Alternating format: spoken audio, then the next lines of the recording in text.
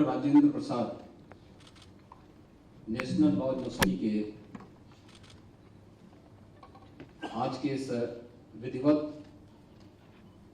शुभारंभ के अवसर पर आयोजित इस समारोह में मुख्य अतिथि के रूप में उपस्थित भारत गणराज्य के मुख्य न्यायाधिपति, भारत के मुख्य न्यायाधीश माननीय डॉक्टर न्यायमूर्ति डी.वाई. चंद्रचूड़ जी, doctor Rajendra Prasad national law university के विजिटर जस्टिस मनोज मिश्रा जी,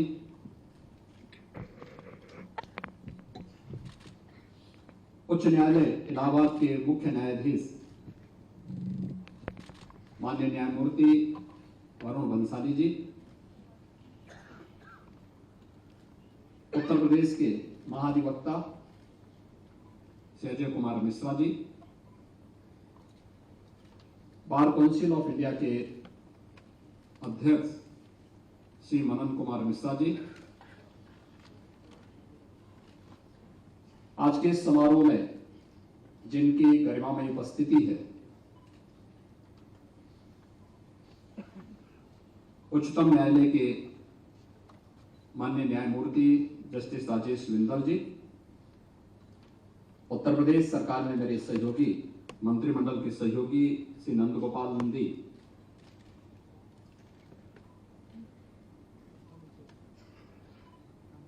समारोह में विशेष रूप से उपस्थित मुंबई हाईकोर्ट के मुख्य न्यायाधीश जस्टिस डी.के. उपाध्याय जी, छत्तीसगढ़ उच्च न्यायालय के मुख्य न्यायाधीश जस्टिस रमेश सिन्हा जी,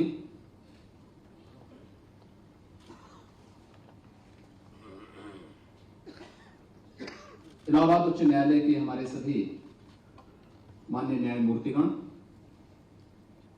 इस क्षेत्र के विशेषज्ञगण, कुलपति doctor Rajendra Prasad national law university professor Usha Tandon ji और सभी उपस्थित महानुभाव, प्रयागराज गंगा, यमुना और सरस्वती इस त्रिवेणी का महासंगम है,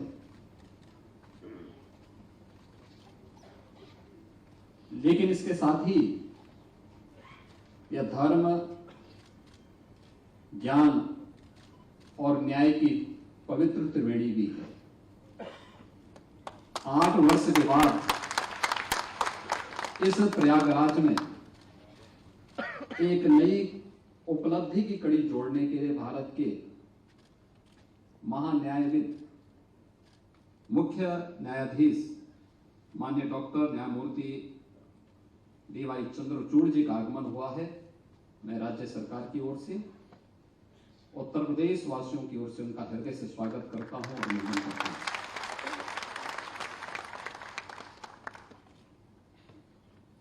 चंद्रचूड़ साहब का इलाहाबाद उच्च न्यायालय के मुख्य न्यायाधीश के रूप में कार्यकाल न्यायिक इतिहास में उत्तर प्रदेश वासियों के लिए एक स्मरणीय बना हुआ है। उन्होंने उस समय जो नजीर प्रस्तुत की न्यायिक क्षेत्र में, वो आज भी न केवल न्यायिक क्षेत्र से जुड़े हुए लोगों के लिए बल्कि एक कॉमन मैन के मन में भी एक नया विश्वास पैदा करता है। तो स्वाभाविक रूप से जब इस धर्म, ज्ञान और न्याय की त्रिवेणी के इस महासंगम में एक नई कड़ी जोड़नी थी, तो उस कड़ी का शुभारंभ किसके कर कमलों से हो। मैं इसके लिए विश्वविद्यालय, इस नवगठित विश्वविद्यालय के विजिटर जस्टिस मनोज मिश्रा जी को, विश्वविद्यालय के चांसलर और अपने इलाहाबाद उच्च न्यायालय के मुख्य न्यायाधीश श्री अरुण बंसाली जी को, जस्टिस मनोज कुमार गुप्ता जी को, यहाँ के सभी अपने माननीय न्यायमूर्तियों को हृदय से धन्यवाद दूंगा कि उन्होंने भारत के मुख्य न्यायाधीश जस्टिस चंद्रचूड़ साहब को इस समारोह में मुख्य अतिथि के रूप में आज आमंत्रित किया है। यह अवसर हमारे लिए महत्वपूर्ण इसलिए भी है, भारत गणतंत्र अपने अमृत महोत्सव वर्ष में प्रवेश किया है। याद करिए 26 जनवरी 1950 को भारत ने अपना संविधान लागू किया था और इन 74 वर्षों में भारत के संविधान ने भारत को उत्तर से दक्षिण, पूरब से पश्चिम एकता के सूत्र में बांधने के लिए एक नई प्रेरणा दी। दुनिया को लोकतांत्रिक तरीके से आगे बढ़ने के लिए एक नई प्रेरणा दी है। और जब भारत गणतंत्र अपने अमृत महोत्सव वर्ष में प्रवेश कर रहा हो, उन स्थितियों को स्मरणीय बनाने के लिए एक नई शुरुआत न्याय की इस नगरी में आज प्रारंभ होने जा रहा है। आप जब संविधान की डिबेट को देखते होंगे, बहुत लंबी चौड़ी चर्चा हुई थी जब भारत के संविधान की डिबेट चल रही थी प्रस्तावना को लेकर के।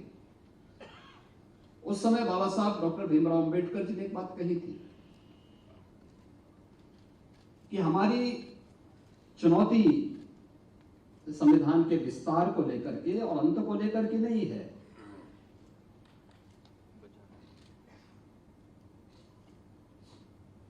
हम इति को लेकर के परेशान होते हैं कि समारोह कैसा हो।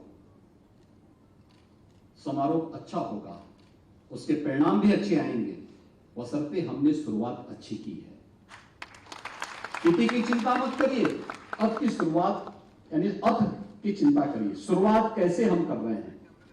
और ये शुरुआत अच्छी हुई है और वह भी भारत के संविधान निर्माण समिति के अध्यक्ष डॉक्टर राजेंद्र प्रसाद जी के नाम पर, जो भारत गणतंत्र के पहले राष्ट्रपति भी बने थे, उनके नाम पर बनने वाले इस विश्वविद्यालय का शुभारंभ आज भारत के मुख्य न्यायाधीश माननीय चंद्रचूड़ साहब के कर कमलों से प्रारंभ होने जा रहा है। एक नए सत्र की शुरुआत होने जा रही है।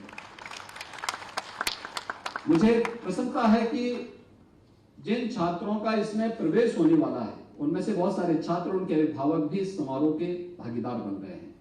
यह दिन उनके लिए बड़ा स्मरणीय होगा, क्योंकि जिस फील्ड में अपने कैरियर को बनाना चाहते हैं, उसका आज के समय के सबसे चमकता हुआ सितारा उनके सामने है, उनको गाइड करने के लिए, उनका मार्गदर्शन करने के लिए, उनकी प्रेरणा के लिए। तो स्वाभाविक रूप से वह उनके लिए एक नई प्रेरणा है। उत्तर प्रदेश के लिए, हमारे लिए एक उपलब्धि है कि हम उत्तर प्रदेश को एक नेशनल लॉ यूनिवर्सिटी देने की दिशा में अग्रसर हुए हैं। आज उत्तर प्रदेश देश की एक बड़ी अर्थव्यवस्था के रूप में आगे बढ़ा है। हमने आदरणीय प्रधानमंत्री जी के मार्गदर्शन में, उनके नेतृत्व में विगत 6-7 वर्षों में उत्तर प्रदेश के अंदर सुशासन को स्थापित करने में कुछ सफलता प्राप्त की। सुशासन की पहली शर्त है रूल ऑफ लॉ, और रूल ऑफ लॉ बगैर बार और बेंच के सहयोग से नहीं हो सकता है, कभी नहीं हो सकता है।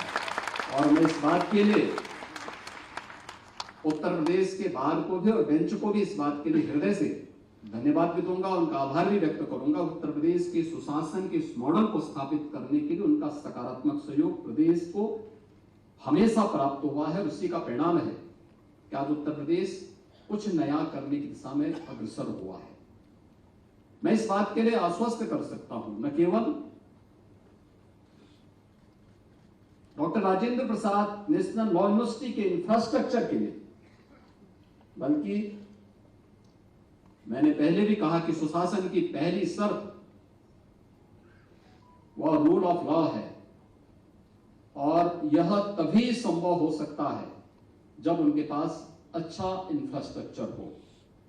राज्य सरकार इस दिशा में किसी भी प्रकार की कोई कोताही नहीं बरती, क्योंकि मेरे पास जब भी न्यायिक क्षेत्र से जुड़े हुए कोई भी इस प्रकार के प्रस्ताव आते हैं, हम अपने अधिकारियों से भी कहते हैं कि देखो, एक कॉमन मैन का विश्वास न्यायिक जगत से बना है, हमें उस विश्वास को बरकरार रखने में अपना योगदान देना चाहिए। क्योंकि अगर लोकतंत्र में जनता का विश्वास डगमगाया तो फिर उसको सड़कों पर उतरने में देर नहीं लगेगी। उस विश्वास को बनाए रखने के लिए आवश्यक है कि हमें भारत के लोकतंत्र के इन स्तंभों को और मजबूती प्रदान करनी चाहिए। जितना अच्छा हो सकता है उतना अच्छी और उतना सकारात्मक सहयोग हमें करना चाहिए। और मैं इस बात के लिए आश्वस्त कर सकता हूं कि चाहे वह यहां पे उच्च न्यायालयों का हो, जनपदीय इंटीग्रेटेड न्यायिक कॉम्प्लेक्स बनाने के कार्यक्रम का हो, या फिर अन्य बाहर से जुड़े हुए उन सभी समस्याओं के समाधान का हो। हम उन लोगों से कहते हैं कि देखो, लोकतंत्र में हमें डायलॉग के महत्व को समझना होगा। आपकी कोई बात हो तो सीधे पहले एक बार अपनी बात को शासन तक पहुंचा दीजिए। उसके लिए एक माध्यम है, आप उन तक किसी भी माध्यम से हमारे पास वो बात पहुंचती है तो उसका हम सकारात्मक रूप से उसका समाधान निकालेंगे और उसको हम समाधान तक पहुंचाएंगे। क्योंकि सरकार के पास पहुंचने का मतलब फिर समस्या नहीं रहनी चाहिए, वो समाधान में बदलनी चाहिए। और समाधान का रास्ता में हर हाल में निकालना, और समाधान के उस मार्ग को निकालने के लिए सरकार जब आगे बढ़ती है तो अवश्य उसका कोई निष्कर्ष भी अवश्य निकलता है। और मुझे प्रसन्नता है कि आज उत्तर प्रदेश उस दिशा में आगे बढ़ा है। आज का यह अवसर उत्तर प्रदेश वासियों के लिए भी और प्रयागराज वासियों के लिए भी अत्यंत महत्वपूर्ण है। प्रयागराज वासियों के लिए इसलिए भी क्योंकि चंद्रचूड़ साहब का एक लंबा समय यहां पर मुख्य न्यायाधीश के रूप में इलाहाबाद उच्च न्यायालय में व्यतीत हुआ। उनकी स्मृतियां यहां से जुड़ी हुई और इलाहाबाद वासियों की स्मृतियां भी उनके साथ जुड़ी हुई है। तो स्वाभाविक रूप से 8 वर्ष के बाद उनका यहाँ पे आगमन हुआ है। तो यह तो उनके लिए स्मरणीय है ही, लेकिन जब आए हैं तो यहाँ के लिए नेशनल लॉ यूनिवर्सिटी को भी दे करके जा रहे हैं। तो यह और भी महत्वपूर्ण होगा कि उनकी यात्रा यहाँ के लिए और आने वाली कई पीढ़ियों के लिए, कई युगों के लिए स्मरणीय होने जा रही है। पीढ़ियां इस दिन के देख करके भावुक होंगी। वे इस दिन को देख करके जब भी कैसे इसकी शुरुआत हुई थी, कहां से शुरुआत हुई थी, इन सभी को लेकर के उनके मन में एक नई प्रेरणा होगी। और मुझे प्रसन्नता है कि यहाँ पर जो अभी कुलपति, जो यहाँ की नवनियुक्त कुलपति है प्रोफेसर उषा टंडन जी ने आपके सामने बताया कि यह फर्स्ट ईयर में हम यहाँ पे BA-LLB के 5 इयर्स कोर्स का प्रारंभ करने जा रहे हैं। नेक्स्ट ईयर में 1 ईयर का LLM का कोर्स प्रारंभ होगा। फिर PhD के पाठ्यक्रम 3 वर्षीय PhD का कार्यक्रम भी यहाँ पे प्रारंभ होगा। और इस दौरान अच्छा होगा, यहाँ की फैकल्टी, अभी संसद में 3 नए एक्ट बने हैं। युवा अधिवक्ताओं के प्रशिक्षण का विशेष कार्यक्रम यहाँ पर प्रारंभ हो। राज्य सरकार इसको पूरा सपोर्ट करेगी और मुझे लगता है इस दायित्व को भी इस लॉ यूनिवर्सिटी को अपने ऊपर लेना चाहिए कि वे यहाँ के प्रदेश भर के अधिवक्ताओं को, हर जनपद से युवा अधिवक्ताओं को बुलाएं। क्योंकि आज अधिवक्ताओं के लिए सरकार ने अपने स्तर पर बहुत कुछ करने का प्रयास किया है और आगे भी हमारा बार काउंसिल के शिव कुमार गौड़ हैं और भी यहाँ के उनके पदाधिकारी मौजूद हैं। ये लोग अपनी बात को समय समय पर रखते आए हैं और मैं इस बात को उनको आश्वस्त करता हूँ कि न केवल प्रशिक्षण के लिए बल्कि उनकी अन्य सुविधाओं के लिए भी सरकार पूरी तरीके से उनके साथ रह करके उनको हर प्रकार का सपोर्ट करेगी, सहयोग करेगी। मैं एक बार फिर से doctor Rajendra Prasad national law university के आज शुभारंभ के अवसर पर आप सबको हृदय से बधाई देता हूं, अपनी शुभकामनाएं देता हूं। धन्यवाद।